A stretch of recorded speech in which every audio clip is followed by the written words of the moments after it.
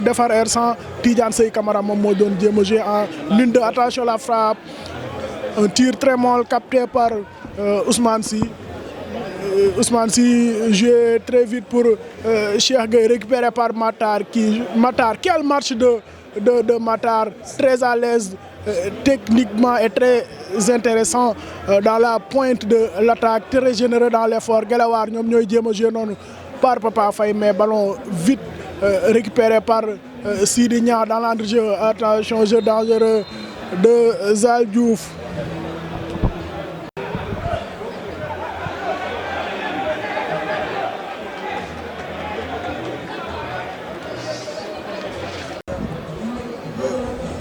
Voilà, il a intérêt à garder ses nerfs, le coach de l'AIC Guelwaar Pape Dieye. Defar R100 ñoom ñooy jéem a jouer noonu derrière Aziz Mbodj joué ak Cheikh Ndiaye qui trouve attention pas de hors-jeu pour Mouha qui pousse Tidiane Sey Camara moom moo poussé balam noonu.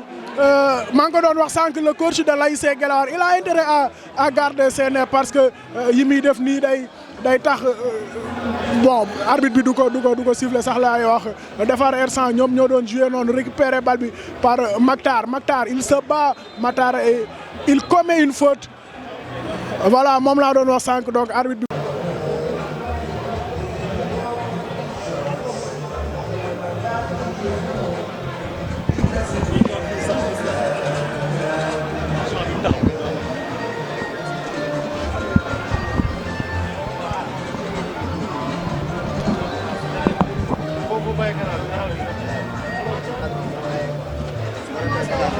Ibou Gueye qui essaie de trouver Serigne Fall, la tête d'Aziz Mbodj, ballon récupéré par Mbaye Condor Sall dans l'entrejeu. L'expérimenté Mbaye Condor Sall moom moo jéem a jouer ak ki nga xam ne moo di Sidi Niang. Attention Ernest moom moo doon jéem a door bal bi mais Ousmane Sy capté na li nga xam ne moo di bal bi.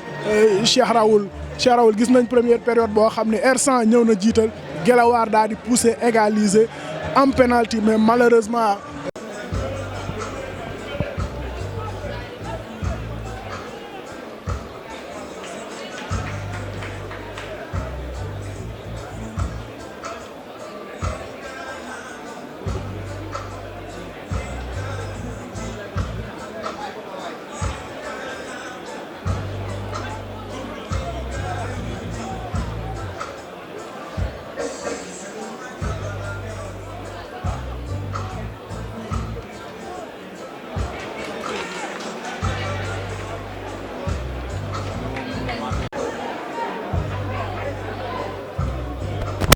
Voilà, première corner Defar R100 tiré par Khadim Gueye qui trouve Aziz Mbodj, la tête et le but hors-jeu.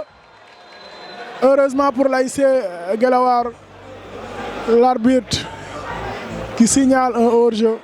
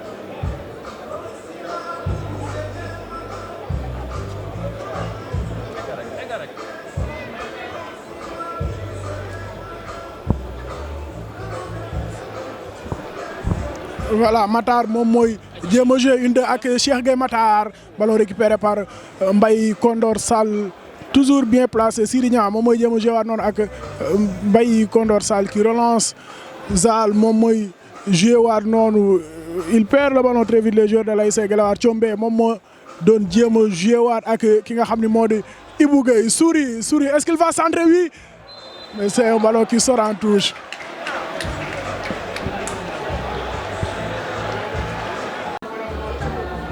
Ça joue dans l'entre-jeu pour Souris moom mooy jéem a jouer devant noonu est-ce qu'il va trouver Papa Faye non la tête Papa Faye qui tire il le marque non ça passe à quelques centimètres du poteau des cages gardé par Mass. Il avait surpris le gardien de l'ASC Defar R100 mais malheureusement pour lui il n'a qu'à. Voilà donc premier changement opéré par le coach de l'ASC Guelwaar Souris moom moo génn ki nga xam ne moo di Papa donc on garde le même système Papa Faye moom moo dem à droite remplacer Souris Papa ñëw beneen Papa bi ñëw à gauche donc 3-5-2 seen système la ñu garder ba léegi. Voilà même système de jeu bi malgré changement bi 3-5-2 donc ñu gis équipe bu R100 bi comme ni mu commencé woon match bi di jéem a dérouler di jéem a teg bal bi di jéem a song équipe bi nga xamante ni mooy équipe Guelwaar mais équipe bi comme ni mu ko waxee rek ñoom ba léegi aussi flanché wuñ sur le plan tactique taxawaay baax na malgré donc situation offensive boobu mais l'arbitre siffle hors-jeu donc mu nekk moment voilà donc mu nekk match boo xamante ni tout est possible.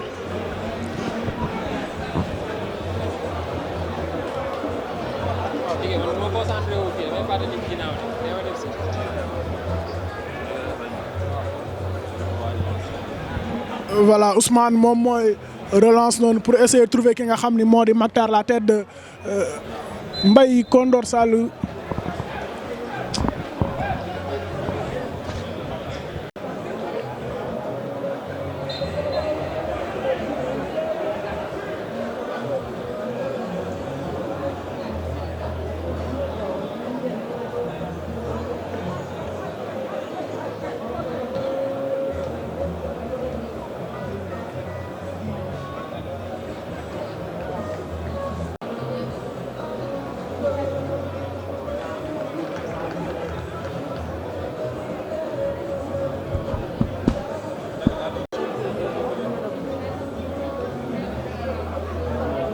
Un bon match très fair play boo gisee nit ñi ne seetaan ne teg rek xamal ne vraiment c'est un très bon match qui se joue dans un très bon esprit et j'ai vu l'international sénégalais.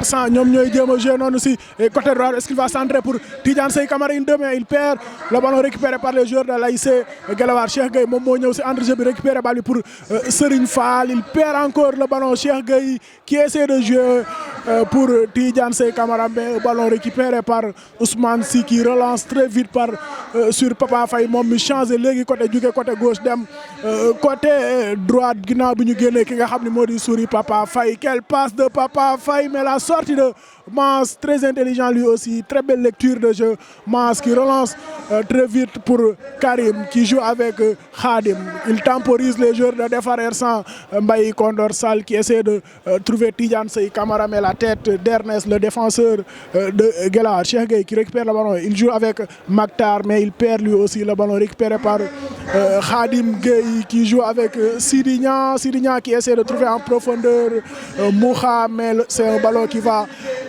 sortir en touche. Vous avez vu le travail de la police. Ils ont récupéré vraiment un gaz, un sac plein de matériel bi ñu pare ñoo leen nëfli ne borom gaz bi ak borom sac bi bu ñuy fi ñoo xam ne kan la.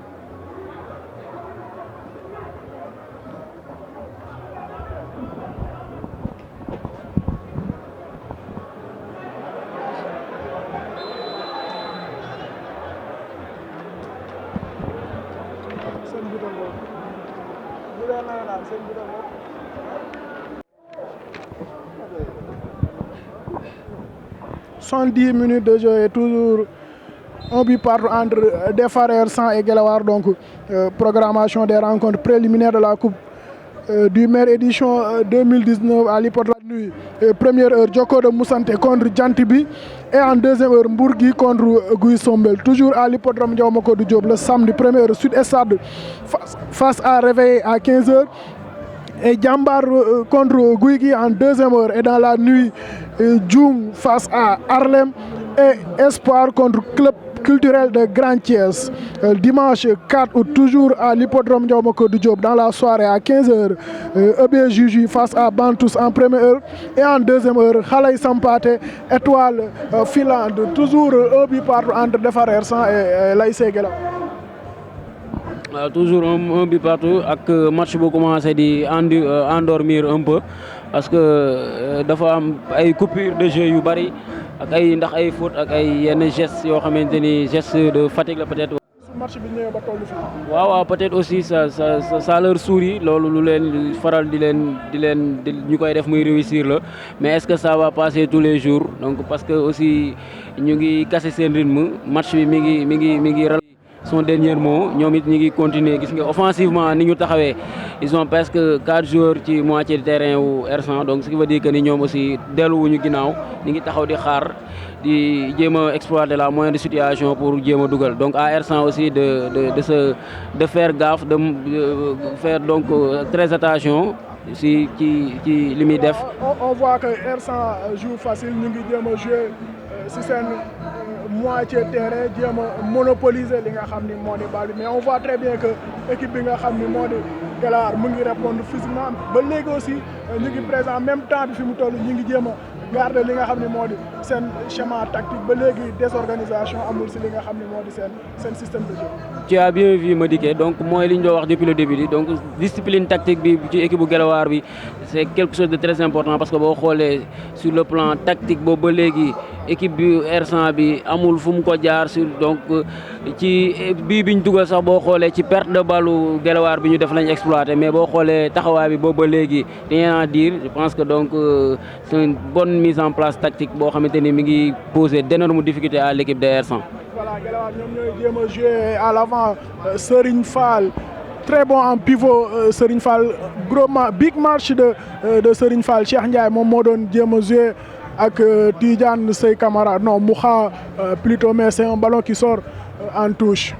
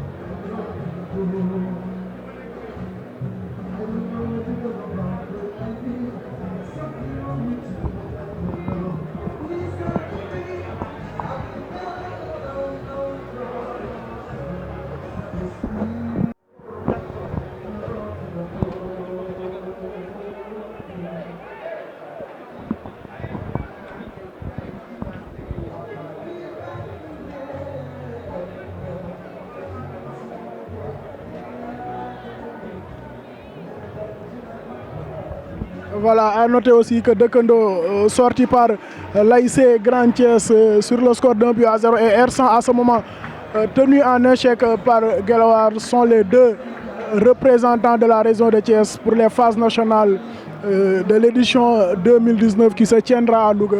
R100 ñoom ñooy jéem a jouer noonu ak Khadim Gueye qui trouve Mbaye Condor Sall qui perd son ballon au profit de Papa Faye moom moo doon jéem a jouer noonu ak Ibou Gueye qui joue avec Cheikh Gueye pour Serigne Fall très bon en pivot Serigne Fall il a énormément fait de bien pour cette équipe de l'ASC Guelwaar.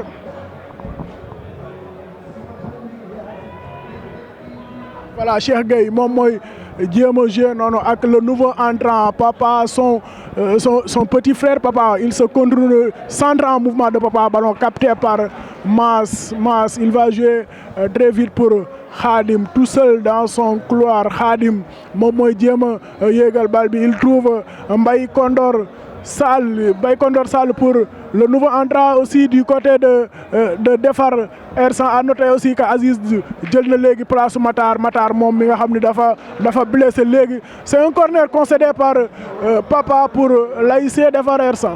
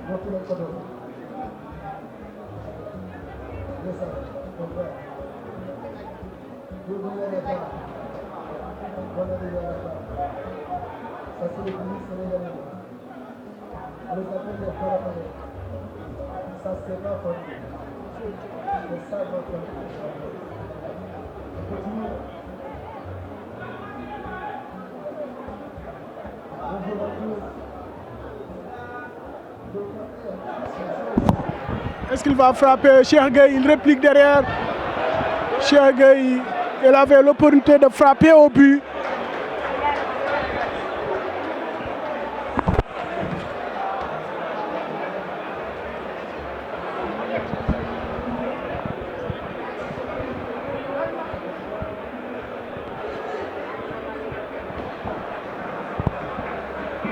Changement noonu Sidi Diakhaté moom moo génn remplacé par Khadim Diop, le revenant Khadim Diop. Il était l'année dernière à Cité Senghor, ren mu ñëwaat fi nga xam ne moo di FIEFAM fii la pratiquement fii la joué carrière am bépp l'AIC Defar R100.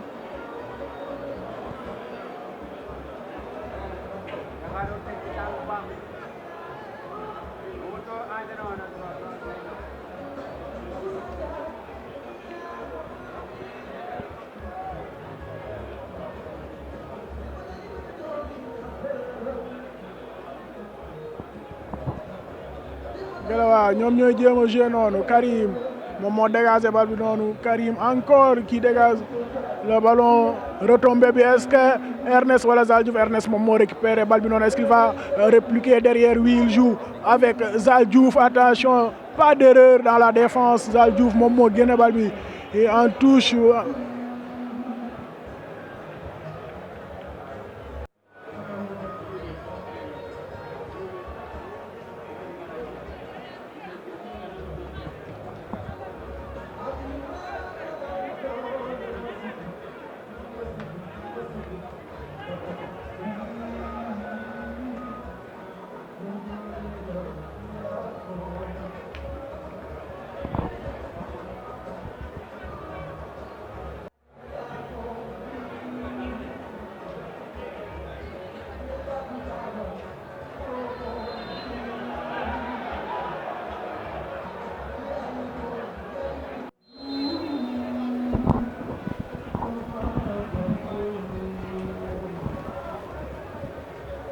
R100 ñoom ñooy jéem a attaqué noonu Djibi moom mooy jouer surface bi. Attention pour le nouveau entrant, la frappe, c'est ça sort à 5,50 m.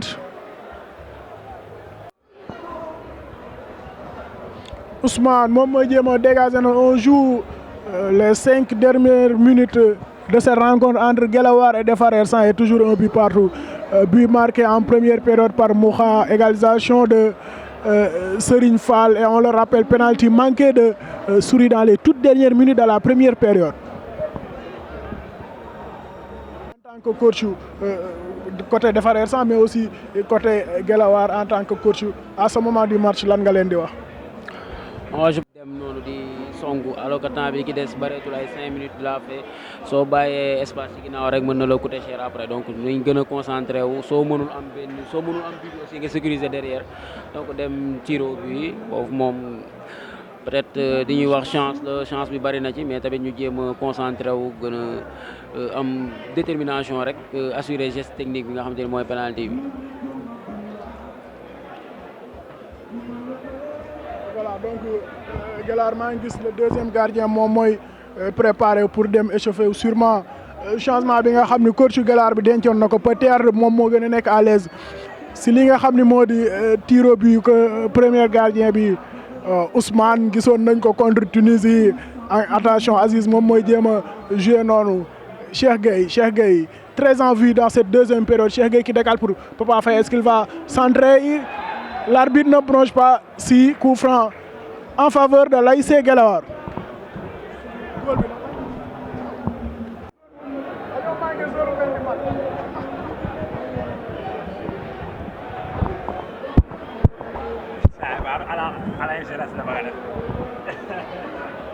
Coup franc pour Guelewar dans les dernières minutes. Papa Faye moom mooy waaj a dóor bal bi noonu côté gauche de la défense de Defar R100.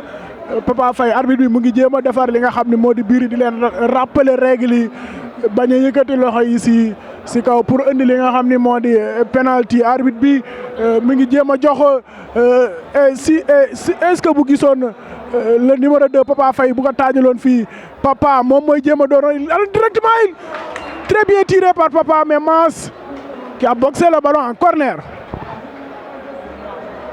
Pour Guelewar Papa Faye moom moo demaat di ko tiré Papa Faye, est-ce qu'il va trouver une tête? Ernest, non. Ballon renvoyé par Defar R100, pas très vite. Ibou Gueye qui joue encore pour Papa Faye. Ballon mal donné par Ibou Gueye, mal dosé.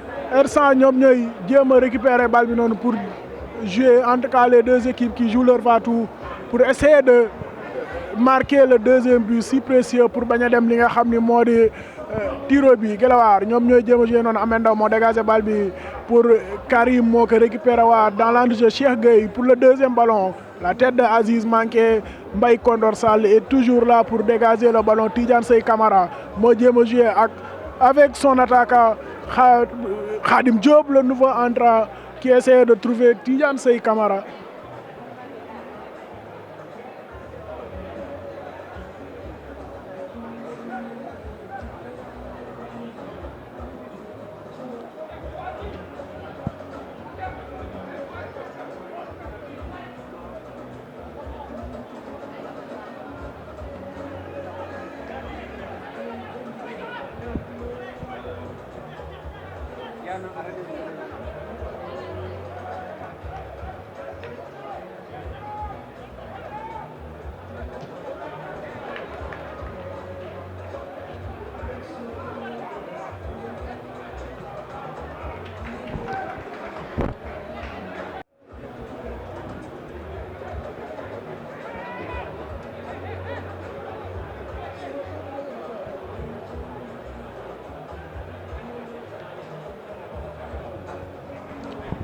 R100 ñoom ñooy jéem a attaqué noonu Tidiane Sey Camara très bas pour récupérer le ballon. R100 ñoom ballon récupéré par Papa Faye. Zal moom mooy jéem a déborder côté droite bi noonu.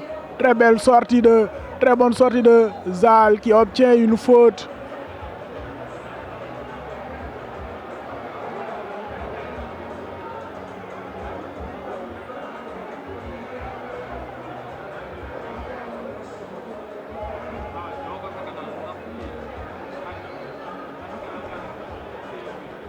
ci série de tirs bi donc d'habitude c'est le deuxième gardien mooy gën a nekk à l'aise ci exercice boobu donc c'est tout à fait normal de le remplacer. Voilà donc Tafa moom mooy waaj a dugg du côté de Guelwaar le deuxième gardien attention R100 ñoom ñooy jéem a jouer noonu Ahmed Ndaw qui jaillit très bien pour sortir ce ballon en touche.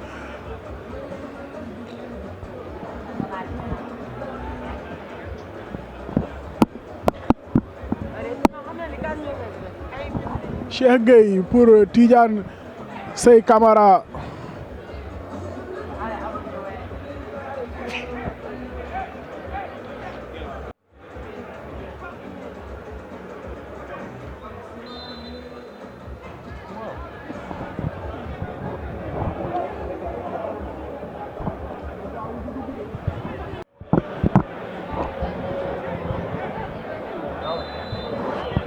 Voilà l'un des derniers coups francs pour defar R100 Aziz moom mooy jéem a trouver un coéquipier ballon renvoyé par les joueurs de Guelwaar Cheikh Gueye moom moo joué Serigne Fall du moins moom moo joué mais ballon récupéré malheureusement il ne va pas rentrer le gardien.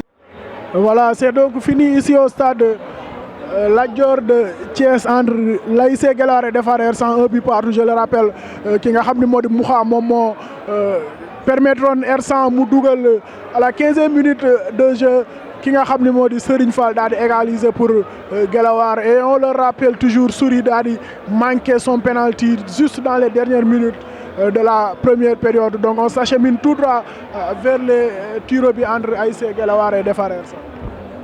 Voilà nous on s'achemine comme ni nga ko waxee tout droit vers les tirs au but mu nekk match bu neex dans l'ensemble il y avait beaucoup de situations. Ñaari équipes yi ils ont livré une belle rencontre bon dommage que benn équipe réussirul à gagner à l'issue du temps réglementaire donc on va passer au tir au but donc comme ni ñu ko waxee rek ils vont essayer de se départir donc grâce à la série des tirs au but donc mu nekk geste technique la parce que penalty aussi il faut être techniquement il faut être doué nga concentré comme ni nga ko waxee am détermination bi wane ni da nga bëgg a réussir ce geste donc loolu je pense que boo ko defee bon mën am nga 1000 chances pour réussir ce penalty donc joueurs yi bañ a décourager aussi bañ a wóolu seen gardien de but tamit am ci moom confiance ñoom it ñuy doon ñu gën a concentré wu rek gën a pare pour marquer seen essai.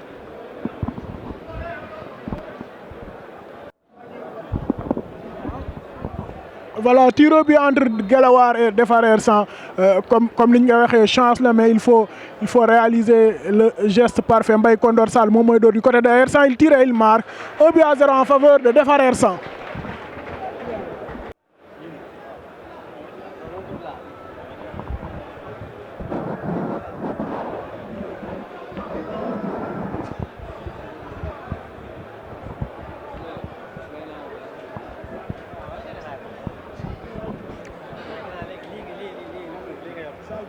Voilà Zal Diouf qui va essayer d'égaliser donc R100 dugal na penalty yoom Zal mu ngi taxaw jàkkaarloog Mass di élancé wu mi ngi jël ay pas di arrière donc l'arbitre siffle il enclenche donc son tir Zal jël na élan pousse na jàkkaarloo na góol bi et il rate son penalty donc Zal manque son penalty R100 1 Guelwaar 0.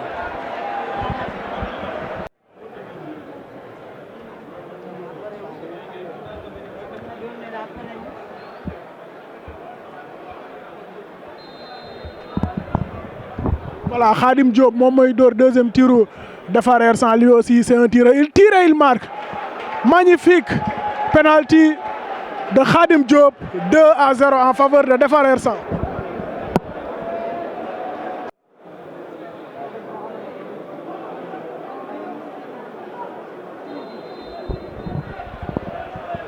Voilà c'est Serigne Fall qui s'élance pour essayer de marquer son penalty.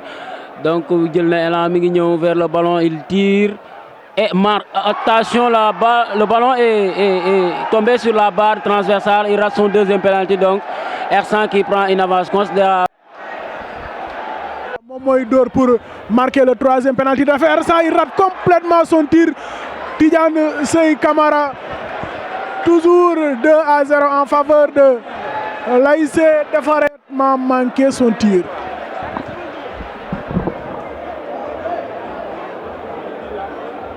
Donc il en train de serrer son gris-gris là que son capitaine lui a donné. Donc, ce sont les navétanes, ça fait partie du jeu. Donc il s'élance devant, il va faire face à Mass. Donc Ernest, il tire et il marque son penalty 2-1. Donc Guelwaar qui réussit donc son premier penalty dans cette série de tirs au but.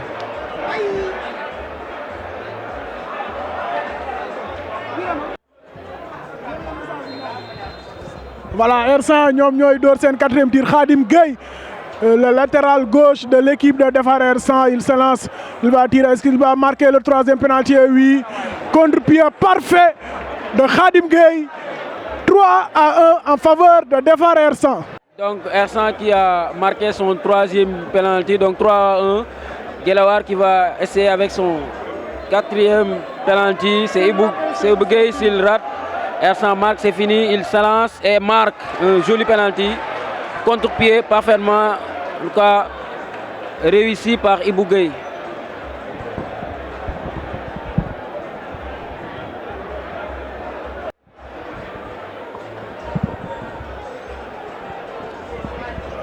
Voilà, cinquième tir de Defar R100. Donc Cheikh Gueye moom mooy door cinquième tir pour essayer de donner la victoire pour Defar R100. Et s'il marque, c'est fini pour Guelwaar. Cheikh Gueye moom mooy door noonu cinquième tir u Defar R100. Il pose son ballon, il est très serein, je vois. Cheikh Gueye, 1, 2, 3, 4, 5 pas, 6, 7 de derrière, 7 pas de derrière. Cheikh Gueye mi ngi dem, est-ce qu'il va marquer? Il tire et il marque, c'est fini pour l'ASC Guelwaar Defar R100 qui bat par tir au but sur le score de 4-2. Décidément, Defar R100 toujours invaincu à Thiès. Voilà, donc R100 qui est toujours invaincu à Thiès, qui s'en sort encore une fois dans cette série de tirs au but. C'est fini, donc R100 qui élimine Guelwaar, qui n'a pas démérité, mais c'est la loi du sport, c'est le football. Il fallait qu'il y ait un vainqueur et un vaincu. Donc gis nañ ni ngeen aborder seen match sereinement, ñu mën leen revenir au score, mais en fin de compte par tir au but ñu gagné leen. waaw bon vraiment maa ngi remercier ñëpp bon di féliciter R100 bon di féliciter Guelwaar ñoom it démérité wuñu quoi. Bon vraiment tey képp ku ñëwoon tey ci stade Lat Dior bi tey defe naa ne kontaan nga vraiment tey seetaan nañ fi match bu neex a neex mais par chance nag bon R100 gagné nañu par tir au but. Bon vraiment lépp loo xam ne waxoon nañ ko suñu boy te wax gis nga ko def nañ ko mais nag yàlla moom mooy may na ndam R100 bon ñun ñàkk nañ bon dañuy dem rek après ñu defaru jiwaat quoi incha allah. mais si continue match bi gis nañu équipe bu Guelwaar bu présent même bu dee système bu 3-5-2 ñu mën leen mais ngeen ñëw au score ngeen am penalty malheureusement ki nga xam ne moo di Soudou daal di koy manqué ban lecture ngay am si. waaw parce que lépp loo gisee bon gëm-gëm la rek gëm-gëm la quoi. waaw parce que ñun xamoon nañ ne match bu ñu ñëwee bon nii lay demee bon mënoon nañu 1-0 mais ñi ngi ànd ak suñu sérénité daal di calme xam nga bon ñu ñëw vraiment pousse leen parce que xam na ne ñun bu ñu poussé dinañu dugal bi incha allah rabbi bon am nañu penalty ci biir match bi xam nga rek yeneen détails yi am na ci bon après ñëw doog mais day am na quoi day am ci match quoi day am ci match. équipe bu Guelwaar bu tenir en échec Defar R100 muy dem phase nationale est-ce que mën nañu wax ni Guelwaar ren objectif am mooy mu ñëwaat au première place ci zone 5. waaw parce que tey jii képp ku ñëw stade mooy leen wax boo ñëwee gis tey ni Guelwaar footballé bon xam nañ ne tey Guelwaar am nañu objectif bu baax a baax boo xam ne dañuy jëm ci kanam lañ jëm bon parce que vraiment li mooy li ma waxoon rek R100 équipe bu mag la équipe bu mag la tey jii bu ñëwee ñu tene ànd tey boo dina xam ne kon Guelwaar vraiment équipe bu mag moom équipe bu mag la quoi waaw vraiment. Coach, une équipe de Defar R100 toujours invaincue à Thiès. alhamdulilah sant yàlla xëy na tey waaw loolu possibilité mais sant yàlla la xëy na tey joué nañ match boo xam ne match bu métti la mais match boo xam ne tey wuyu na entente bi nga xam ne Thiès waaye mën nañu ñoo new te gis nañ équipe Guelwaar équipe boo xam ne tey mérité na am tey li nga xam ne moom mooy victoire mais tey chance de tir au but la ñaan chance bi tey mi ngi suri à l'ASC Defar R100 ñuy féliciter suñu mbokk yi muy ASC Guelwaar xëy na tey match de coupe la rek mais le meilleur reste à venir muy championnat bi suñu kanam quoi. Une victoire au tir au but mais si contenu match bi gis nañ ni R100 manqué na la présence si li nga xam ne moo di dans la pointe de l'attaque. waaw effectivement boo xoolee am nañ ko mais bu ñu xoolee am nañ 3 jours de chance lañu am 3 jours d'entraînement mun ñu fi indi loo xam ne tey mën na ba tey liggéey boo xam ne pare na ba tey pour ñu offrir suñu supporter wala suñu public du beau jeu mais xëy na peut-être joué nañu tuuti ak talent joueurs yi mais tey amoon nañu problème boobu surtout mais on a sacrifié un élément Tidiane Seye Camara ñu dem mais bu ñu xoolee match bi dem nañ li nga xam ne moom la ñoom nii rek ci mën naxante ak adversaire bi ndax sur le plan physique ñooñu jël a pare ñooñu ci tactiquement sax ñooñu jël a pare ndax xëy na te ñoom li chance bi ñu am ba liggéey ñun mënuñu ko mais juste dañoon jéem a joué ci euphorie bi ak bis bi ñoom tey ñu baaxoo ak ñoom ñu jéem a naxante ak ñoom mais boo xoolee à 75 minutes bu ñu koy demee ñoom ba dem na ba taxaw seen i cas mais ñun amatuñu force bu ñu poussé ça se vérifie chance boobu ñoo am ñun suñu ko amoon ñun bii dañu ko jël ndax ñoom amoon nañ la mais da yaakaar moom ñaar football rek mën nañu ko koy ci 90 minutes mën nañu ko koy ba tiro bi mais tey yàlla tiro bi nañ lool dañ koy jël daa demaat ci terrain bi liggéeyaat xool li suñu kanam quoi. voilà donc mën nañu wax ni ren R100 objectif am mooy mu garder waa trophée bi non yëpp à Thiès bi du bii kese de yëpp